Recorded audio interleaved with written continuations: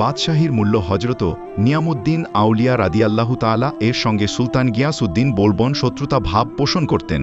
কারণ হজরতের জনপ্রিয়তার দরুন সুলতানের ধারণা জন্মেছিল যে নিয়ামুদ্দিন আউলিয়া রাদিয়াল্লাহু তাআলা তাঁর বাদশাহী দখল করে নিতে পারেন। একদিন সুলতান অসুস্থ হয়ে পড়লেন, পেশাবও বন্ধ হয়ে গেল।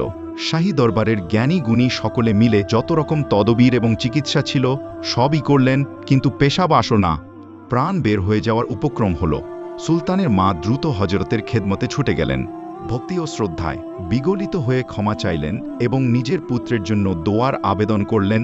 হজরত বললেন, যদি সমস্ত বাদশাহী আমার নামে লিখে দেয়া হয় এবং তার উপর যদি রাজদরবারের সকল পরিষদের দস্তগত থাকে, তাহলেই আমি সুলতানের জন্য দোয়া করতে রাজি, অন্যথায় আমি কখনো দোয়া করব না।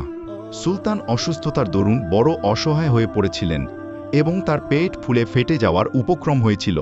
অতঃপর সুলতানের মা সমস্ত বাদশাহী লিখে দেয়া কাগজটি নিয়ে হজরতের খেদমতে পেশ করলেন। হজরত নিয়ামুদ্দিন আউলিয়া রাদিয়াল্লাহু তাআলা সেই কাগজগুলো টুকরা টুকরা করে একটি পাত্রে রেখে বললেন, এই পাত্রে তাকে পেশাবো করতে বলো, পেশাবো এসে যাবে। সুলতানের মা তাই করলেন, পেশাবো এসে গেল।